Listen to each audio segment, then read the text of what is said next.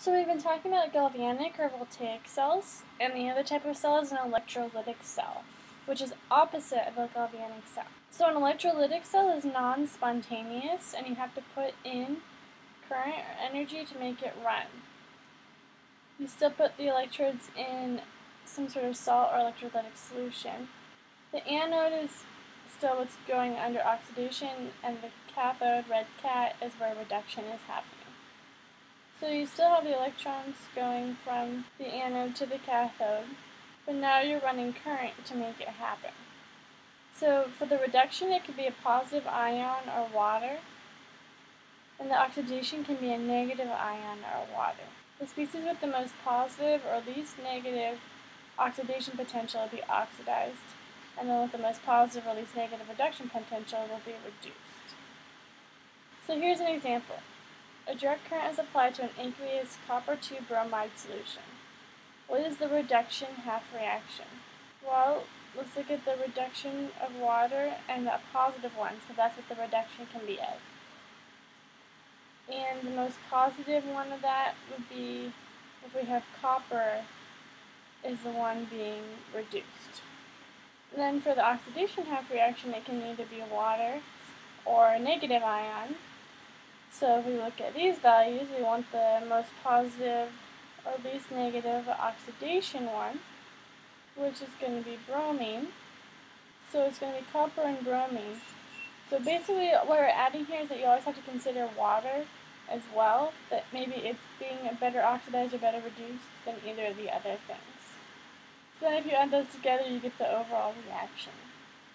D asked us to calculate delta G, so we just have to find E naught by adding those together, and you get negative 0.73. Notice that it's a negative number because this is electrolytic, so it's non-spontaneous. So you have to have a negative delta E, and you have to add energy to drive the reaction. So then to find delta G, we do negative NFE, and we get 140 kilojoules per mole. Notice that the delta G is positive because it's non-spontaneous. We can refine metals through electrolysis. So in the example we just saw, solid copper was plated out at the cathode. So you're plating at the cathode. And we can do calculations to determine how long it would take to produce certain quantities of pure metals. So the one that is being reduced is at the cathode, and that's where it's going to plate it out. So you're going to form copper metal at the cathode. So again, the summary of how we figured out that there was this reaction was we had to consider copper versus water and bromine versus water and see which one was better at being oxidized and reduced. So here's the calculations that we can do with this kind of thing. How long would it take to plate 3.56 grams?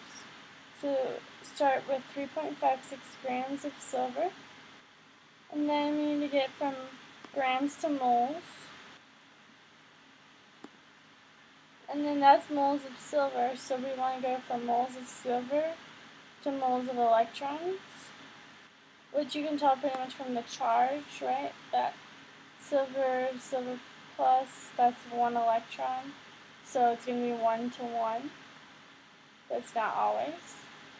And then this should look familiar, moles of electrons to coulombs, and then coulombs to seconds. So moles of electrons to coulombs, that's 96,500, that's Faraday's for 1 mole of electrons.